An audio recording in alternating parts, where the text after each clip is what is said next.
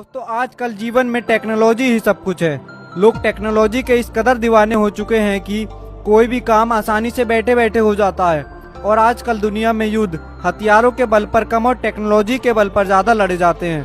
साथ ही हमारी या किसी छोटी से लेकर बड़ी से बड़ी ऑर्गेनाइजेशन का डाटा भी अब कागज की फाइल्स में स्टोर नहीं बल्कि कंप्यूटर के फोल्डर्स में स्टोर की जाती हैं।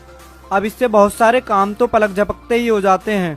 लेकिन दोस्तों इन तकनीकों का फायदा तो है लेकिन बड़ा नुकसान भी है, क्योंकि टेक्नोलॉजी में छेड़छाड़ करके सब कुछ बर्बाद भी किया जा सकता है और इन्हीं गैर कानूनी काम करने वालों को हैकर्स कहा जाता है। तो दोस्तों आज हम ऐसे हैकर्स के बारे में बात करने वाले हैं जिन्होंने बड़ी से बड़ी कंट्रीज और कंपनीज को बर्बाद कर दिया। तो दोस्तों इस लिस्ट में पहले नंबर पर आते हैं केविन मिटनिक, जिन्हें दुनिया का नंबर 1 हैकर कहा जाता है और लोग इन्हें the dark side hacker, the king of the hacker नाम से भी जानते हैं। इनका जन्म 6 अगस्त 1963 को अमेरिका के कैलिफोर्निया स्टेट में लॉस एंजलिस सिटी में हुआ। जब ये 13 साल के थे तब इन्होंने सोशल इंजीनियरिंग और डनबस्टर ड्राइविंग का यूज करके लॉस एंजलिस बस के कार्ड सिस्टम को हैक कर लिया था और फ्री में घूमते थे। ये कोडिंग भी बहुत आसानी से कर लेते थे। फिर इन्होंने हैकिंग पर और ज्यादा मेहनत करी और DEC डिजिटल इक्विपमेंट कॉरपोरेशन जो ऑपरेटिंग सिस्टम सॉफ्टवेयर डेवलप करती है, इसकी सिक्योरिटी को बाईपास करके सारे सॉफ्टवेयर कॉपी कर लिए, जिसकी वजह से इन्हें 3 साल की जेल हो गई। जब ये रिलीज होने वाले थे तब इन्होंने Pacific Bell voice mail computer को हैक कर लिया और ये user name, password, mobile number हासिल करने के लिए सोशल इंजीनियरिंग का यूज करते थे और ये फोन फ्रिकिंग की टेक्निक भी जानते थे।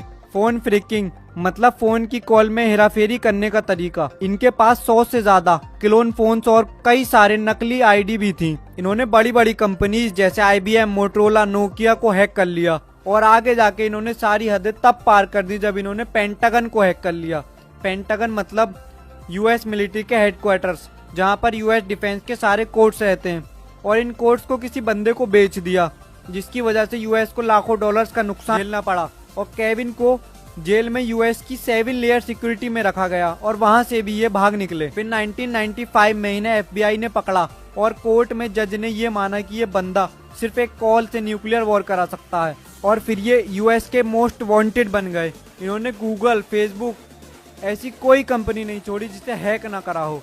लास्ट में 21 जनवरी 2000 में सारी सजाओं के बाद केविन ने हैकिंग छोड़ दी और ये US के साइबर सिक्योरिटी एडवाइजर बन गए। दूसरे नंबर पर आता है एक ऐसा ग्रुप जो कि मानवता की भलाई के लिए काम करता है। जी हाँ दोस्तों, मैं बात कर रहा हूँ हैकर्स के सबसे बड़े ग्रुप एनोनिमस के बारे में, जो कि करप्शन, आतंकवाद और सरकार द्वारा लोगों के अहित में किए गए काम के खिलाफ अपनी जबरदस्त टेक्नोलॉजी पावर के दम पर लड़ता है। लेकिन इस ग्रुप के बारे में आज तक कोई नहीं जान पाया कि ये कौन है, कितने लोग हैं और ये कहाँ से ऑपरेट करते हैं। किसी को कुछ नहीं पता, लेकिन कहते हैं कि इसमें 12 साल के बच्चे से लेकर 60 साल तक के बूढ़े भी शामिल हैं। ये ग्रुप 2003 में एक्टिव हुआ और इस ग्रुप का कोड जिससे ये फेमस हुए, we are Anonymous, we are Legion, we do not forgive, we do not forget, expect us. और फिर इस नाम से नेट पर हजारों हैकिंग्स हुई। साथ ही एनोनिमस ग्रुप आतंकी संगठन ISIS के खिलाफ भी मैदान में उतर चुकी है। उनकी काफी सारी साइट्स को बर्बाद करके और एक दूसरे के लिंक को तोड़ने में इस ग्रुप ने अहम रोल निभाया है। एनोनिमस के इस शानदार काम के चलते इसको डिजिटल रॉबिनहुड्स भी कहा जाता है। बहुत सारे विरोध के बाद टाइम्स ने 2012 में इसे दुनिया के 100 सबसे प्रभावशाली लोगों की लिस्ट में शामिल किया और दोस्तों ये ग्रुप आज भी एक्टिव है। तीसरे नंबर पर आते हैं जोनाथन जेम्स। इनका जन्म 12 दिसंबर 1983 को हुआ। इनको बचपन से ही कंप्यूटर्स में दिलचस्पी थी और इन्होंने बचपन से ही स्कूल और कॉलेजेस के सिस्टम्स को हैक करना शुरू कर दिया।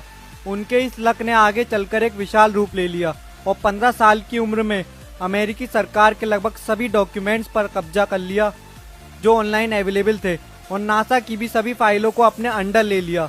इस हैकिंग के बाद नासा को 20 सप्ताह के लिए अपने सारे कंप्यूटर्स को बंद करना पड़ा, लेकिन department of defence NASA agents के किए गए ऑपरेशन में जोनाथन जेम्स को पकड़ लिया गया, लेकिन प्रूफ न होने की वजह से वो छूट गए। 17 जनवरी 2007 को जोनाथन ने अपने दोस्तों के साथ मिलकर फिर से लाखों लोगों की क्रेडिट कार्ड डिटेल्स हैक कर ली और इस बार पकड़े जाने पर उन्होंने अपने ऊपर लगे सारे आरोपों को झूठा बताकर खुद को गोली मारकर आत्महत्या कर ली।